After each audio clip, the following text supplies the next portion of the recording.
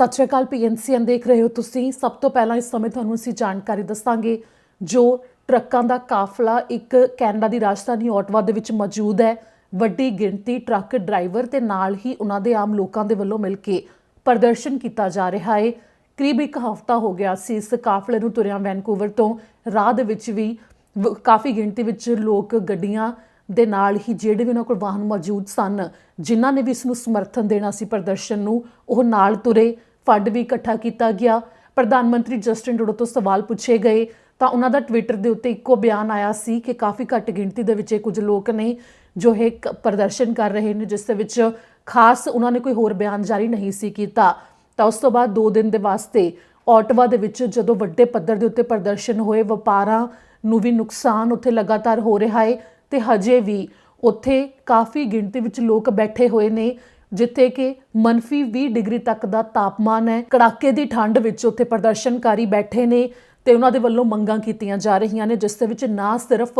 COVID-19 ਦੇ ਟੀਕਿਆਂ ਨੂੰ ਜੋ ਲਾਜ਼ਮੀ ਕੀਤਾ ਗਿਆ ਟਰੱਕ ਡਰਾਈਵਰਾਂ ਦੇ ਵਾਸਤੇ, ਉਸ ਫੈਸਲੇ ਨੂੰ ਵਾਪਸ ਲੈਣ ਦੇ ਲਈ ਕਿਹਾ ਜਾ ਰਿਹਾ ਹੈ, ਸਗੋਂ ਨਾਲ ਹੀ ਮੰਗਾਂ ਇਹ ਵੀ ਨੇ ਕਿ COVID-19 ਦੀਆਂ ਹਦਾਇਤਾਂ ਨੇ ਜੋ ਉਹਨਾਂ ਨੂੰ ਹੁਣ ਹਟਾ ਦਿੱਤਾ ਜਾਵੇ। ਤੇ ਇਸ ਦੇ ਨਾਲ ਹੀ ਜਿਨ੍ਹਾਂ ਨੇ COVID-19 ਦੇ ਟੀਕੇ ਲਗਵਾਏ ਵੀ ਹੋਏ ਨੇ, ਉਹਨਾਂ ਵਿੱਚੋਂ ਵੀ ਕੁਝ ਇਸ ਪ੍ਰਦਰਸ਼ਨ ਦੇ ਵਿੱਚ ਦਿਖਾਈ ਦਿੱਤੇ, ਜਿਨ੍ਹਾਂ ਦੇ ਵੱਲੋਂ ਵੀਡੀਓਜ਼ ਵੀ ਸਾਂਝੀਆਂ ਕੀਤੀਆਂ ਜਾ ਰਹੀਆਂ ਨੇ। ਤਾਂ ਹੁਣ ਸੋਮਵਾਰ ਦੇ ਦਿਨ ਪ੍ਰਧਾਨ ਮੰਤਰੀ ਜਸਟਿਨ ਟਰੂਡੋ ਨੇ ਜਦੋਂ ਪ੍ਰੈਸ ਕਾਨਫਰੰਸ ਕੀਤੀ ਤਾਂ ਸ਼ੁਰੂਆਤ ਦੇ ਵਿੱਚ ਜਿੱਥੇ ਇੱਕ ਪਾਸੇ ਪਹਿਲਾਂ ਉਹਨਾਂ ਨੇ ਜਾਣਕਾਰੀ ਦਿੱਤੀ ਕਿ ਉਹਨਾਂ ਨੂੰ ਤੇ ਨਾਲ ਹੀ ਉਹਨਾਂ ਦੇ 2 ਬੱਚਿਆਂ ਨੂੰ COVID-19 ਤੋਂ ਪੋਜ਼ਿਟਿਵ ਪਾਇਆ ਗਿਆ ਹੈ, ਤਾਂ ਨਾਲ ਹੀ ਉਹਨਾਂ ਨੇ ਇਹ ਕਿਹਾ ਕਿ ਇਸ ਸਮੇਂ ਸਿਰਫ ਉਹਨਾਂ ਦਾ ਪਰਿਵਾਰ ਨਹੀਂ, ਸਗੋਂ ਵੱਡੀ ਗਿਣਤੀ ਲੋਕ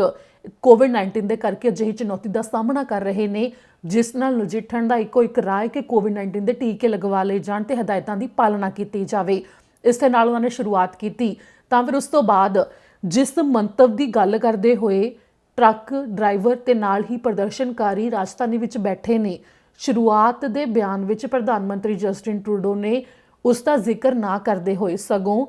ਉਹਨਾਂ ਗੱਲਾਂ ਦੇ ਨਾਲ ਇਸ ਪ੍ਰਦਰਸ਼ਨ ਦੇ ਉੱਤੇ ਆਪਣਾ ਪ੍ਰਤੀਕਰਮ ਸ਼ੁਰੂ ਕੀਤਾ, ਜੋ ਕਿ ਇਹਨਾਂ 2 ਦਿਨ ਦੇ ਦੌਰਾਨ ਇਸ ਪ੍ਰਦਰਸ਼ਨ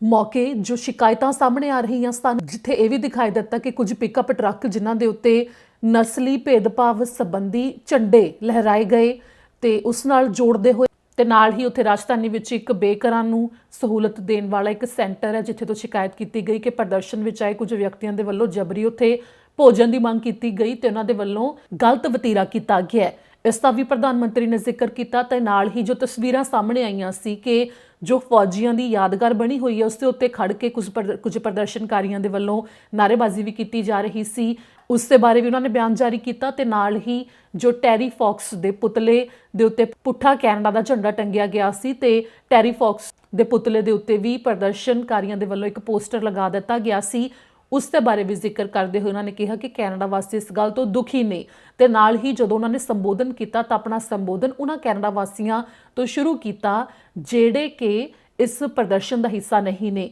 ਇਸ ਦੌਰਾਨ ਇਹਨਾਂ ਮਾਮਲਿਆਂ ਦਾ ਜ਼ਿਕਰ ਕਰਦੇ ਹੋਏ ਪ੍ਰਧਾਨ ਮੰਤਰੀ ਨੇ ਕਿਹਾ ਕਿ ਉਹ ਵਿਅਕਤੀ ਜਿਹੜੇ ਇਸ ਪ੍ਰਦਰਸ਼ਨ ਦੇ ਵਿੱਚ ਮੌਜੂਦ ਨੇ ਤੇ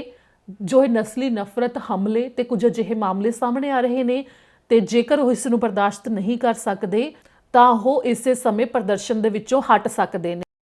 ਪਹਿਲਾਂ ਤੁਹਾਨੂੰ ਸੁਣਾਉਂਦੇ ਹਾਂ ਕਿ ਪ੍ਰਧਾਨ ਮੰਤਰੀ ਨੇ ਜੋ ਇਹ ਗੱਲਾਂ ਕਹੀਆਂ ਨੇ, ਉਸ ਤੋਂ ਬਾਅਦ ਅੱਗੇ ਹੋਰ ਜਾਣਕਾਰੀ ਦੱਸਾਂਗੇ। To anyone who joined the convoy but is rightly uncomfortable with the symbols of hatred and division on display, join with your fellow Canadians. Be courageous and speak out. ਇੱਥੇ ਜ਼ਿਕਰਯੋਗ ਹੈ ਕਿ ਜੋ ਇਹ ਪ੍ਰਦਰਸ਼ਨ ਕੀਤੇ ਜਾ ਰਹੇ ਨੇ, ਉਸ ਤੋਂ ਬਾਅਦ ਪ੍ਰਧਾਨ ਮੰਤਰੀ ਜਸਟਿਨ ਟਰੂਡੋ ਵੱਲੋਂ ਲੰਮੇ ਚਿਰ ਤੱਕ ਕੋਈ ਬਿਆਨ ਨਹੀਂ ਦਿੱਤਾ ਗਿਆ, ਸਗੋਂ ਸ਼ਨੀਵਾਰ ਨੂੰ ਇਹ ਗੱਲ ਸਾਹਮਣੇ ਆਈ ਜਦੋਂ ਇਹ ਕਾਫਲਾ ਓਟਵਾ ਦੇ ਵਿੱਚ ਪਹੁੰਚਿਆ ਤਾਂ ਪ੍ਰਧਾਨ ਮੰਤਰੀ ਜਸਟਿਨ ਟਰੂਡੋ ਕਿਸੇ ਸੀਕ੍ਰੇਟ ਲੋਕੇਸ਼ਨ ਦੇ ਉੱਤੇ ਪਰਿਵਾਰ ਸਮੇਤ ਚਲੇ ਗਏ ਸਨ। ਇਹ ਜਾਣਕਾਰੀ ਸਾਹਮਣੇ ਆਈ ਤੇ ਉਸ ਤੋਂ ਬਾਅਦ ਇਹ ਦੱਸਿਆ ਗਿਆ ਕਿ ਪ੍ਰਧਾਨ ਮੰਤਰੀ ਜਸਟਿਨ ਟਰੂਡੋ ਨੂੰ ਕੋਵਿਡ ਹੋ ਗਿਆ ਹੈ ਤੇ ਸੋਮਵਾਰ ਨੂੰ ਜਦੋਂ ਉਹ ਕੰਮ ਵੀ ਕਰ ਰਹੇ ਨੇ ਤਾਂ ਉਹਨਾਂ ਨੇ ਕਿਹਾ ਕਿ ਉਹ ਪੂਰਾ ਹਫ਼ਤਾ ਇਸ ਮੌਕੇ ਰਿਮੋਟਲੀ ਯਾਨੀ ਕਿ ਘਰ ਤੋਂ ਹੀ ਆਨਲਾਈਨ ਹੀ ਕੰਮ ਕਰਨਗੇ। ਤੇ ਉਹਨਾਂ ਨੇ ਹਾਊਸ ਆਫ ਕਾਮਨਸ ਦੇ ਵਿੱਚ ਵੀ ਜਦੋਂ ਅੱਜ ਹਿੱਸਾ ਲਿਆ ਤਾਂ ਆਨਲਾਈਨ ਹੀ ਲਿਆ ਗਿਆ ਤੇ ਇਸ ਦੇ ਨਾਲ ਹੀ ਚਾਈਨੀਜ਼ ਭਾਈਚਾਰੇ ਦੇ ਨਾਲ ਇੱਕ ਸਮਾਗਮ ਦੇ ਵਿੱਚ ਵੀ ਉਹਨਾਂ ਨੇ ਆਨਲਾਈਨ ਹੀ ਹਿੱਸਾ ਲਿਆ। ਇਸ ਮੌਕੇ ਸੋਸ਼ਲ ਮੀਡੀਆ ਦੇ ਉੱਤੇ ਕਈ ਤਰ੍ਹਾਂ ਦੇ ਸਵਾਲ ਉੱਠ ਰਹੇ ਨੇ, ਜਿਸ ਦੇ ਵਿੱਚ ਖਾਸ ਤੌਰ ਦੇ ਉੱਤੇ ਤੁਲਨਾ ਕੀਤੀ ਜਾ ਰਹੀ ਹੈ ਕਿ ਜਦੋਂ ਇੰਨੀ ਵੱਡੀ ਗਿਣਤੀ ਵਿੱਚ ਪ੍ਰਦਰਸ਼ਨਕਾਰੀ ਜੋ ਕਿਸਾਨ ਸਨ ਭਾਰਤ ਵਿੱਚ ਪ੍ਰਦਰਸ਼ਨ ਕਰ ਰਹੇ ਸੀ ਤਾਂ ਉਹਨਾਂ ਦੇ ਵਾਸਤੇ ਪ੍ਰਧਾਨ ਮੰਤਰੀ ਜਸਟਿਨ ਟਰੂਡੋ ਨੇ ਆਪਣੇ ਵੱਲੋਂ ਆਵਾਜ਼ ਚੁੱਕੀ ਤੇ ਫਿਰ ਉਸ ਤੋਂ ਬਾਅਦ ਜਦੋਂ ਵੀ ਕਿਤੇ ਦੁਨੀਆ ਭਰ ਵਿੱਚ ਕੁਝ ਅਜਿਹਾ ਹੁੰਦਾ ਹੈ ਕਿ ਵੱਡੀ ਗਿਣਤੀ 'ਚ ਪ੍ਰਦਰਸ਼ਨ ਕੋਈ ਹੁੰਦਾ ਹੈ ਤਾਂ ਮਨੁੱਖਤਾ ਦੇ ਆਧਾਰ ਦੇ ਉੱਤੇ ਜ਼ਿਕਰ ਕਰਦੇ ਹੋਏ ਪ੍ਰਧਾਨ ਮੰਤਰੀ ਵੱਲੋਂ ਕੋਈ ਨਾ ਕੋਈ ਬਿਆਨ ਜਾਰੀ ਕੀਤਾ ਜਾਂਦਾ ਹੈ। ਤਾਂ ਇਸ ਵਾਰ ਕੁਝ ਅਜਿਹਾ ਨਹੀਂ ਕੀਤਾ ਗਿਆ ਤੇ ਇਸ ਨੂੰ ਲੈ ਕੇ ਉਹਨਾਂ ਨੂੰ ਸਵਾਲ ਵੀ ਪੁੱਛਿਆ ਗਿਆ, ਜਿਸ ਦੇ ਵਿੱਚ ਖਾਸ ਤੌਰ ਦੇ ਉੱਤੇ ਪ੍ਰਦਰਸ਼ਨਕਾਰੀਆਂ ਦੀਆਂ ਜੋ ਇਹ ਮੰਗਾਂ ਨੇ ਉਹਨਾਂ ਨੂੰ ਲੈ ਕੇ ਪ੍ਰਧਾਨ ਮੰਤਰੀ ਜਸਟਿਨ ਟਰੂਡੋ ਨੂੰ ਸਵਾਲ ਪੁੱਛਿਆ ਗਿਆ ਕਿ ਜੋ ਕੋਵਿਡ-19 ਦੀਆਂ ਹਦਾਇਤਾਂ ਨੂੰ ਹਟਾਉਣ ਦੀ ਮੰਗ ਕਰ ਰਹੇ ਨੇ ਤਾਂ ਇਸ ਮੌਕੇ ਪ੍ਰਦਰਸ਼ਨਕਾਰੀਆਂ ਦੇ ਨਾਲ ਹੁਣ ਮੁਲਾਕਾਤ ਕਿਉਂ ਨਹੀਂ ਕਰ ਰਹੇ। ਜਿਵੇਂ ਕਿ ਜਦੋਂ ਵੀ ਕੋਈ ਪ੍ਰਦਰਸ਼ਨ ਕੀਤਾ ਜਾਂਦਾ ਹੈ ਕਾਫੀ ਵੱਡੀ ਗਿਣਤੀ 'ਚ ਕੈਨੇਡਾ ਵਾਸੀ ਕਿਤੇ ਇਕੱਠੇ ਹੁੰਦੇ ਨੇ ਤੇ ਜਿਹੜੇ ਲੀਡਰ ਦੇ ਦਫ਼ਤਰ ਦੇ ਜਾਂ ਘਰ ਦੇ ਬਾਹਰ ਉਹ ਇਕੱਠੇ ਹੁੰਦੇ ਨੇ ਤੇ ਜਿੱਥੇ ਪ੍ਰਦਰਸ਼ਨ ਕੀਤਾ ਜਾਂਦਾ ਹੈ ਉੱਥੇ ਉਸ ਲੀਡਰ ਦੇ ਵੱਲੋਂ ਗੱਲਬਾਤ ਕੀਤੀ ਜਾਂਦੀ ਹੈ ਪ੍ਰਦਰਸ਼ਨਕਾਰੀਆਂ ਦੇ ਨਾਲ ਤੇ ਕਿਸੇ ਨਾ ਕਿਸੇ ਸਿੱਟੇ ਦੇ ਉੱਤੇ ਪਹੁੰਚਣ ਦੀ ਕੋਸ਼ਿਸ਼ ਕੀਤੀ ਜਾਂਦੀ ਹੈ। ਪਰ ਇਸ ਸਮੇਂ ਇਹ ਦਿਖਾਈ ਦਿੱਤਾ ਕਿ ਪ੍ਰਧਾਨ ਮੰਤਰੀ ਜਸਟਿਨ ਟਰੂਡੋ ਅਜਿਹਾ ਨਹੀਂ ਕਰ ਰਹੇ। ਉਹ ਪ੍ਰਦਰਸ਼ਨਕਾਰੀਆਂ ਦੇ ਨਾਲ ਗੱਲਬਾਤ ਨਹੀਂ ਕਰਨਾ ਚਾਹੁੰਦੇ, ਜਿਸ ਦੇ ਬਾਰੇ ਪ੍ਰਧਾਨ ਮੰਤਰੀ ਜਸਟਿਨ ਟਰੂਡੋ ਨੇ ਆਪ ਵੀ ਬਿਆਨ ਜਾਰੀ ਕੀਤਾ, ਜਿਸ ਦੇ ਵਿੱਚ ਉਹਨਾਂ ਨੇ ਇੱਥੇ ਇਹ ਵੀ ਜ਼ਿਕਰ ਕੀਤਾ ਕਿ ਜੋ ਪਹਿਲਾਂ ਪ੍ਰਦਰਸ਼ਨ ਹੋਏ ਨੇ ਹਰ ਥਾਂ ਦੇ ਉੱਤੇ ਜਿੱਥੇ ਉਹਨਾਂ ਨੂੰ ਲੱਗਿਆ ਕਿ ਉਹ ਸਮਰਥਨ ਵੀ ਦੇਣਗੇ ਤੇ ਨਾਲ ਹੀ ਉਹਨਾਂ ਦੇ ਵੱਲੋਂ ਗੱਲਬਾਤ ਕੀਤੀ ਗਈ ਹੈ। ਬਲੈਕ ਲਾਈਵਸ ਮੈਟਰ ਦਾ ਜੋ ਪ੍ਰਦਰਸ਼ਨ ਹੋਇਆ ਸੀ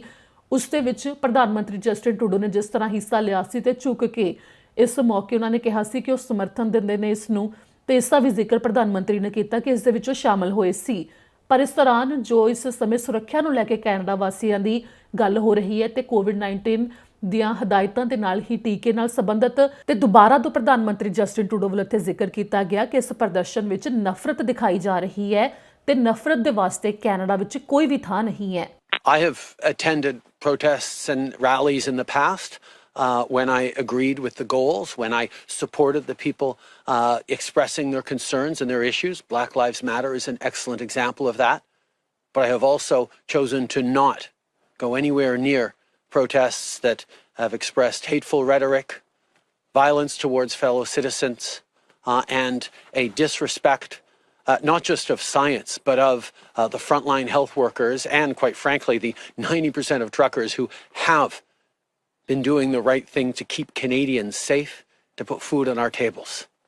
ਇਸ ਸਮੇਂ ਜੋ ਇਹ ਸਵਾਲ ਚੁੱਕੇ ਜਾ ਰਹੇ ਨੇ, ਨਫ਼ਰਤ ਦੀ ਗੱਲ ਕੀਤੀ ਜਾ ਰਹੀ ਹੈ। ਇਸ ਪ੍ਰਦਰਸ਼ਨ ਦੇ ਵਿੱਚੋਂ ਕੁਝ ਤਸਵੀਰਾਂ ਅਜਿਹੀਆਂ ਸਾਹਮਣੇ ਆ ਰਹੀਆਂ ਨੇ ਜੋ ਮੇਨਸਟ੍ਰੀਮ ਮੀਡੀਆ ਦੇ ਉੱਤੇ ਸਾਹਮਣੇ ਆ ਰਹੀਆਂ ਨੇ। ਉਸ ਦੇ ਵਿੱਚ ਤਾਂ ਇਹ ਦੱਸਿਆ ਜਾ ਰਿਹਾ ਹੈ ਕਿ ਕਿਸ ਤਰ੍ਹਾਂ ਟੈਰੀ ਫੌਕਸ ਦੇ ਪੁਤਲੇ ਦੇ ਨਾਲ ਜੋ ਕੀਤਾ ਗਿਆ ਉਸ ਦੇ ਬਾਰੇ ਜ਼ਿਕਰ ਕਰਦੇ ਹੋਏ ਇਸ ਨੂੰ ਕਾਫੀ ਜ਼ਿਆਦਾ ਮੁੱਦੇ ਨੂੰ ਚੁੱਕਿਆ ਗਿਆ। ਫੌਜੀਆਂ ਦੀ ਯਾਦਗਾਰ ਬਣੀ ਹੋਈ ਹੈ, ਉਸ ਦੇ ਉੱਤੇ ਜਿਹੜੇ ਪ੍ਰਦਰਸ਼ਨਕਾਰੀ ਚੜ੍ਹ ਗਏ ਸਨ ਉਸ ਦੇ ਬਾਰੇ ਵੀ ਤੇ ਨਾਲ ਹੀ ਕੁਝ ਨਸਲੀ ਭੇਦਭਾਵ ਸੰਬੰਧਿਤ ਜੋ ਸਾਈਨ ਬੋਰਡ ਵੀ ਲੱਗੇ ਹੋਏ ਸਨ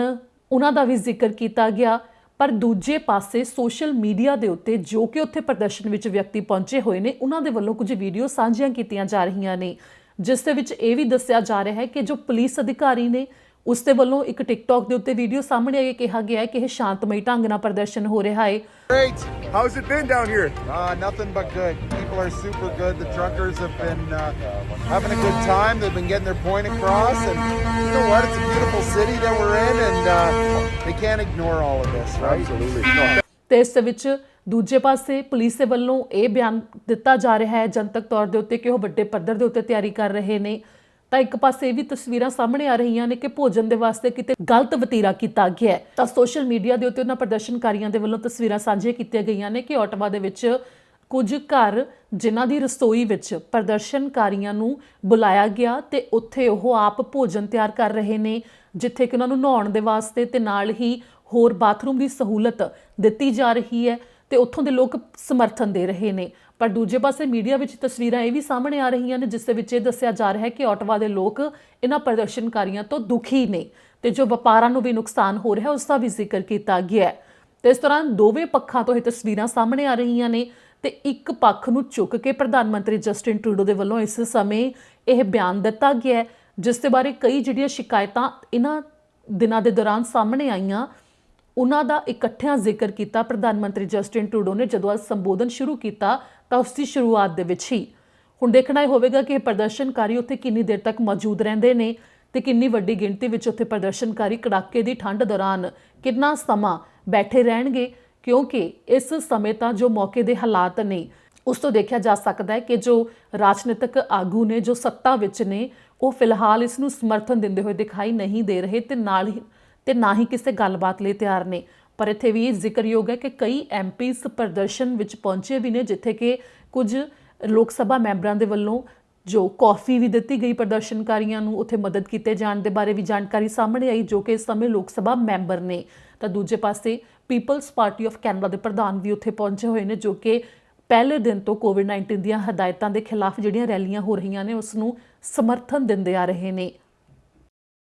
ਇਸ ਦੌਰਾਨ ਦੋ ਭਾਗਾਂ ਦੇ ਵਿੱਚ ਲੋਕਾਂ ਦੀ ਸੋਚ ਹੈ ਉਹ ਵੰਡ ਚੁੱਕੀ ਹੈ, ਜਿੱਥੇ ਕਿ ਕਈ ਜਿਹੜੇ ਵਪਾਰਕ ਅਦਾਰੇ ਨੇ ਉਹਨਾਂ ਦੇ ਵੱਲੋਂ ਇਸ ਨੂੰ ਸਮਰਥਨ ਵੀ ਦਿੱਤਾ ਜਾ ਰਿਹਾ ਹੈ ਤੇ ਕਈ ਇਸ ਦੇ ਖਿਲਾਫ ਵੀ ਨੇ। ਤਾਂ ਦੂਜੇ ਪਾਸੇ ਸੰਘਰਸ਼ ਟਰੱਕ ਡਰਾਈਵਰਾਂ ਦਾ ਬਾਰਡਰਾਂ ਦੇ ਉੱਤੇ ਵੀ ਜਾਰੀ ਹੈ, ਕਿਉਂਕਿ ਜਦੋਂ ਇਹ ਪ੍ਰਦਰਸ਼ਨ ਸ਼ੁਰੂ ਹੋ ਗਿਆ ਤਾਂ ਇੱਕਦਮ ਕੁਝ ਬਾਰਡਰ ਬੰਦ ਕਰ ਦਿੱਤੇ ਗਏ। ਤਾਂ ਕਈ ਟਰੱਕ ਡਰਾਈਵਰ ਜੋ ਕਿ ਕੈਨੇਡਾ ਵਿੱਚ ਦਾਖਲ ਹੋਣ ਵਾਲੇ ਸਨ ਜਾਂ ਫਿਰ ਜਿਨ੍ਹਾਂ ਨੇ ਅਮਰੀਕਾ ਜਾਣਾ ਸੀ, ਉਹ ਦੋਵੇਂ ਪਾਸੇ ਫਸੇ ਹੋਏ ਨੇ, ਜਿਨ੍ਹਾਂ ਦੇ ਵੱਲੋਂ ਵੀ ਜਾਣਕਾਰੀ ਸਾਂਝੀ ਕੀਤੀ ਜਾ ਰਹੀ ਹੈ। ਛੇਤੀ ਹੀ ਉਹਨਾਂ ਦੇ ਵੱਲੋਂ ਵੀ ਦੱਸੀ ਗਈ ਜਾਣਕਾਰੀ ਤੁਹਾਨੂੰ ਸੁਣਾਵਾਂਗੇ। ਇਸ ਦੇ ਨਾਲ ਹੀ ਕੁਝ ਦੇਰ ਬਾਅਦ ਤੁਹਾਨੂੰ ਅਸੀਂ ਦੱਸਾਂਗੇ ਜੋ ਕੈਨੇਡਾ ਦੇ ਇਮੀਗ੍ਰੇਸ਼ਨ ਮੰਤਰੀ ਨੇ ਤਾਜ਼ਾ ਐਲਾਨ ਕੀਤਾ ਹੈ ਉਸ ਦੇ ਬਾਰੇ।